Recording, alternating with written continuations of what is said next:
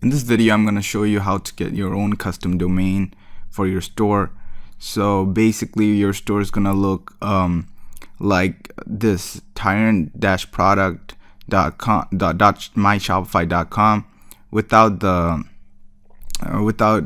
custom domain. But if you get a custom domain, you could get tyrantproducts.com directly, .net, any extension you want. And what this helps with is branding. It really helps in the long term. So since we're doing this as a long-term project, I would highly recommend you get yourself a custom domain. If not now, later works as well. Like once you have a good understanding of how to set up your store and you start getting sales, you could get it later, but I would highly recommend getting it at some point. So let's get started. So once you're on the home page, you'll see that there will be an option for add domain, and just click on that.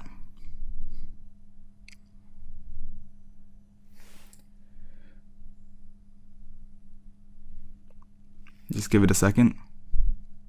Alright, here you can see that right on the page it says add domain, add existing domain. Just let me cancel that. Alright, so this is what's going to show up, and you could buy a new domain directly from Shopify, or you could add your own domain. First, let me show you how to buy from Shopify. So just click on buy new domain and put in the URL. So it's going to be tyrantproducts.com. You could get other extensions as well, but when it comes to conversions, what I've seen is .com works best always. So always try to go for .com. If not .net, don't go for any other extensions, and just click on check and you'll get it right away. But if you want, you can also add your own existing domain. So how that works is click on connect existing domain and put in the name. What this allows you to do is add domains from other places like GoDaddy or Fat Cow or anything like that. So just click on that and click on add domain, and then there you go. You'll see that the options how to set it up on that page, and just you have to do is copy and paste that on your wherever you bought the domain from, and you're good to go. But since we're not doing that, let me delete these.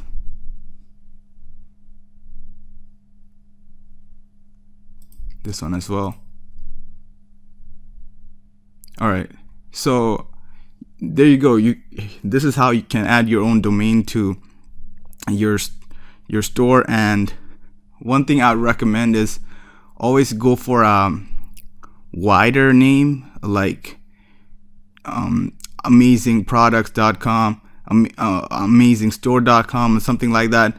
Don't go like micro niche like amazing keychains or greatkeychains.com, because later on you might want to add other products and you won't be able to if you are super micro niche. And even if you do, when people come to your store, they're gonna get confused, and it's just too much hassle. So just go for a wider niche, so you can have a variety of products in your store.